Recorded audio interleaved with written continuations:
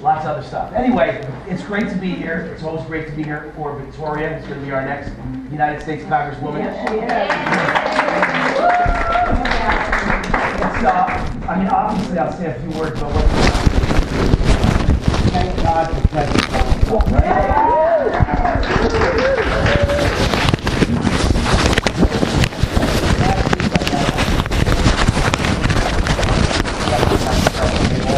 Trump. That wasn't happening when he first elected. What's happening here is finally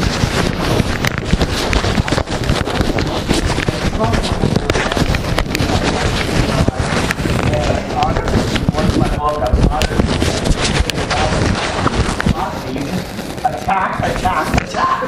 And Democrats always attack, and we are a bunch of wussies. Not me, but we as Republicans are a bunch of wussies. I've always been, I'm from New York, I'm a battle axe, and I'm always on the attacks. The best defense is a good offense. You just attack them 24 hours a day. That's what Donald Trump does. They're spinning like it's the Exorcist. They don't know what to do. And Trump's just winning. I don't know what you saw, but the biggest piece of news, if you're listening to my radio show, you know this already, so you want to listen, 7:90 a.m. every day, 3 to 6. And so yesterday, the Federal Reserve came out and announced first quarter projection, GDP, economic growth, of 5.4%. Wow. You understand? There hasn't been anything like that in modern history. Ronald Reagan was the last guy to produce 5 and 6% GDP. Trump proved what I've said in every one of my books. If you just treat people nicely who run businesses, you reward them, you celebrate them, you incentivize them, you let them keep their own money, which Victoria will do as the United States Congresswoman. You kill the regulation. Do you understand? Under Obama, I started to spend like 4 times more on lawyers than I'd ever spent in my life. That's all it is. It's just a bunch of lawyers for the Democratic Party getting into office and changing the country so you can't run a business without spending half your money on lawyers. It's lawyers, regulation. And after a while, you can't run a business anymore.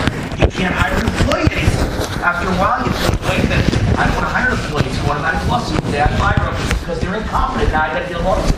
So it's just impossible. Look at Steve Wynn. Think what his life's like now, right? Oh, wow. By the way, I just got permission. I'm the only guy in America fighting on Steve Wynn's behalf. I've been doing it on my radio show, on my TV show. Now I got permission from the Las Vegas Review-Journal publisher. Tuesday, special commentary by me in defense of Steve Wynn. 40 years, he was the legend, the genius that built this city. Not one complaint from one woman. He becomes the #1 fundraiser in America for the Republican Party. Suddenly 150 women appear. Where were they for 40 years? But he's so successful.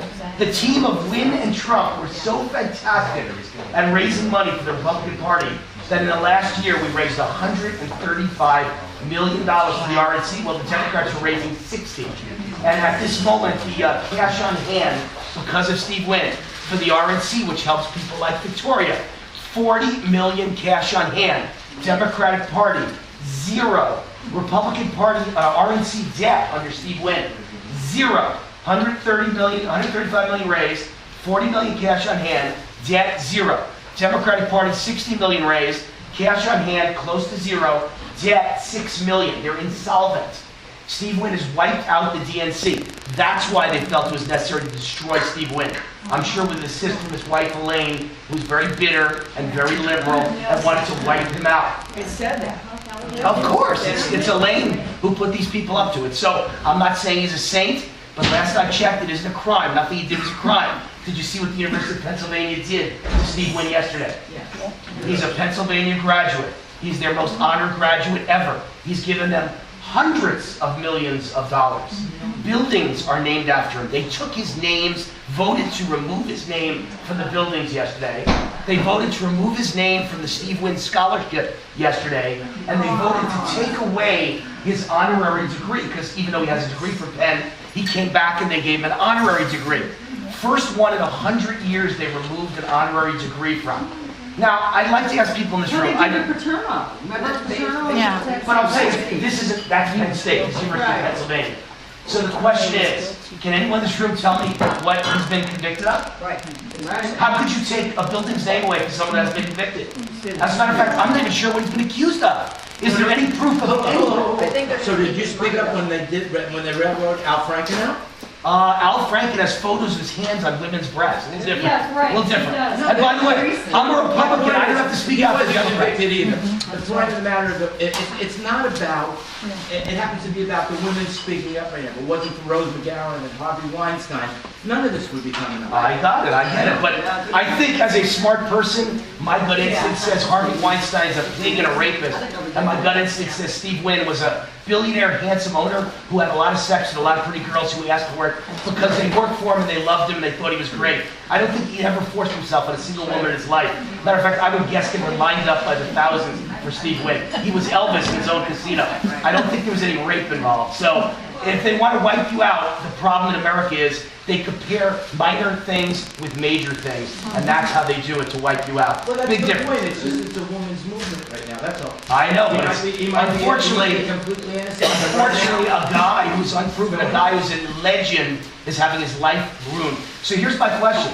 If they could take your name off a building, my question is, maybe they should remove Bill Clinton. He was never president of the United States. Maybe they should remove John F. Kennedy. Last I checked, John F. Kennedy had orgies at the White House. So I guess we should remove him. He was never in Washington. He was never in the White House. Gone. If you can remove Steve Wynn's life, then let's remove everyone who ever did this. But I think you'd have to prove it. And last I checked, Steve Wynn's the one you can't prove. John F. Kennedy, you could prove. Bill Clinton, it was a stain on the dress. Steve Wynn, you can't prove a damn thing ever happened that was forged. So it's just because he was the head of the RNC. Yes. Have they agreed to give all the millions of dollars No, back? no. No, as a matter of fact, the scholarship, they took his name off it, but they're still awarding the scholarship with the money he gave him. And the money he gave to the building, it's not Steve Wynn's building anymore, they kept the money. It's a disgrace. But it's all about politics. Every university, Ivy League university, I'm a Columbia grad, they're all left of liberal. They hate conservatives. It's an embarrassment. It's an embarrassment. So what's happening in our country is we need more Congress people to support Donald Trump. Congress people who will fight for Donald Trump's agenda. And by the way, with all the problems with men, I think it's probably a good idea to have some Republican women as Congress people. So Victoria's in the right place. Which is why, in a field of many candidates for this district, I endorsed Victoria from the first moment.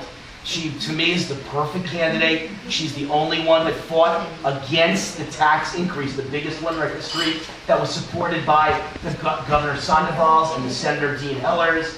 All of them supported Republicans, the biggest tax increase in our history. And who stood up against them? Victoria Seaman stood up against them. So if we're going to cut taxes, cut regulations, build walls, and not have to worry about male sexual harassment, Victoria's the right person. So ladies and gentlemen, our next United States Congresswoman, Victoria Seaman.